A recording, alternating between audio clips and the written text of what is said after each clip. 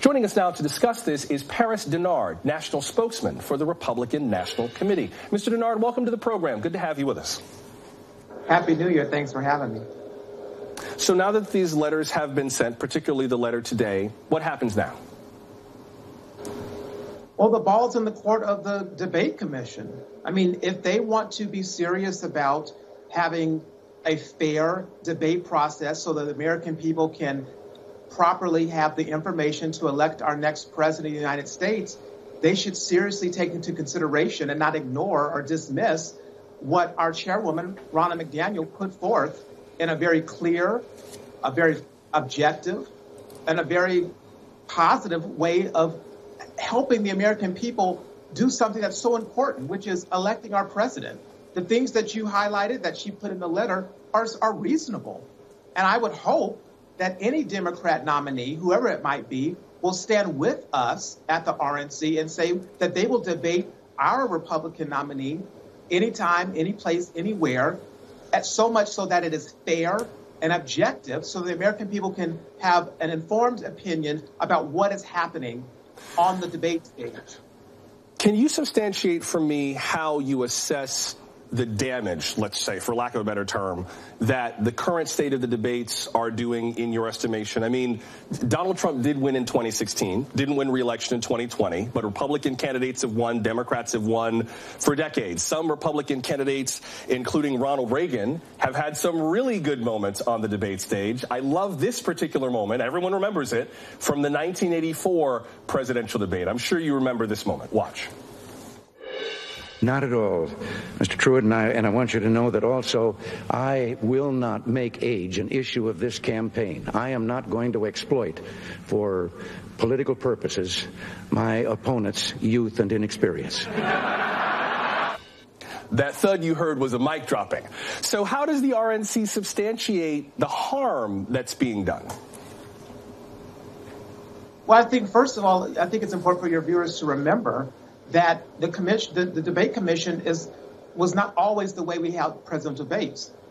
And there was a time when the League of Women Voters actually ran the debates. And so this is something that is relatively new in modern times.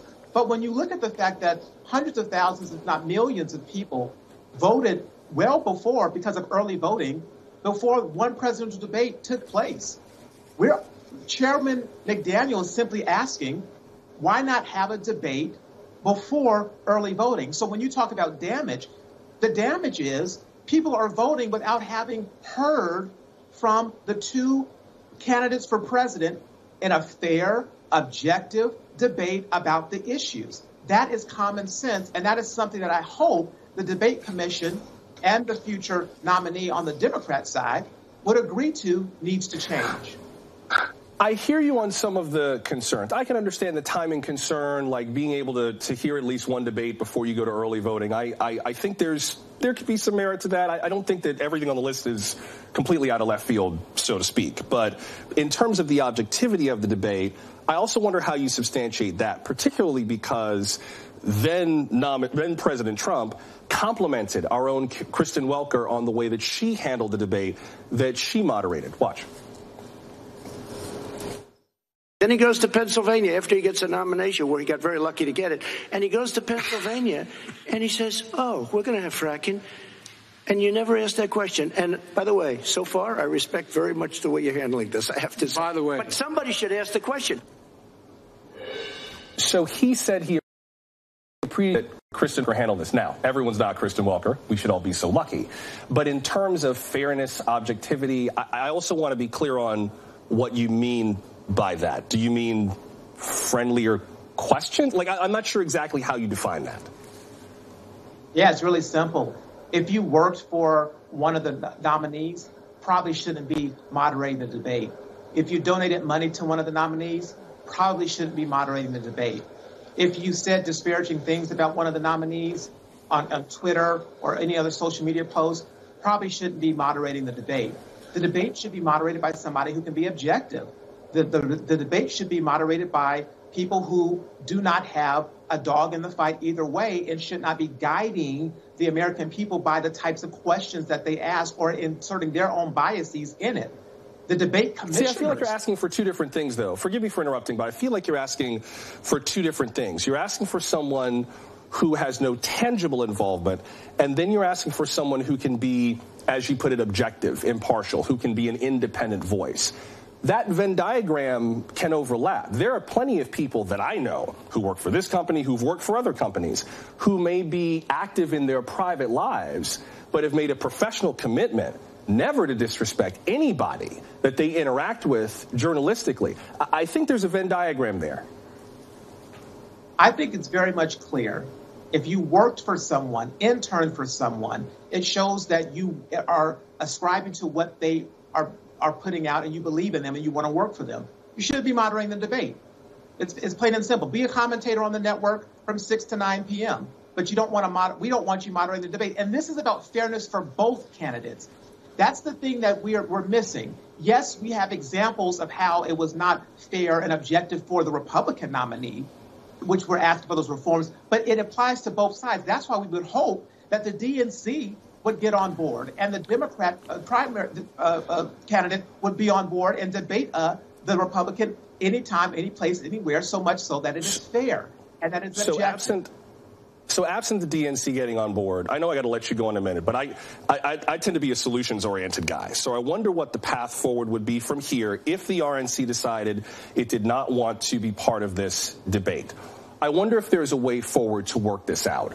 I have had to learn the hard way that when dealing with adults who do not work for me, I have to work with them to find solutions to problems, not demand solutions to problems. The RNC made a list of demands to the commission, and they don't work for you. They don't have to do any of the things you're asking for. Is there a way to work with them rather than demand things from them to keep these debates moving forward with both parties? The debate commission should be working for the American people. The RNC works for the American people. And I think when you look at the good faith effort that the RNC chairwoman, McDaniel, put forth, sending it letters, meeting with them via Zoom, and then also meeting with them in person, having conversations, and so this wasn't just a list of demands in a letter. There was a good faith effort to have an understanding and come to an agreement on meaningful ways that we could get to something that was a compromise that would work. But if you saw but the party published the letters from June and December, and both of them had lists of prescribed steps forward instead of saying, let's meet to discuss it. I mean, the tone of the letter is very intense and accusatory. Not judging you on the tone, I just don't see how this works. I don't see how this gets you what you want, and I don't see how this gets you the benefit of hours of free national airtime to the whole world to talk to everybody, including independent and moderate voters, who the party also needs. I'm just not sure if this actually gets the RNC what it says it wants. At the end of the day, what we want is a fair debate.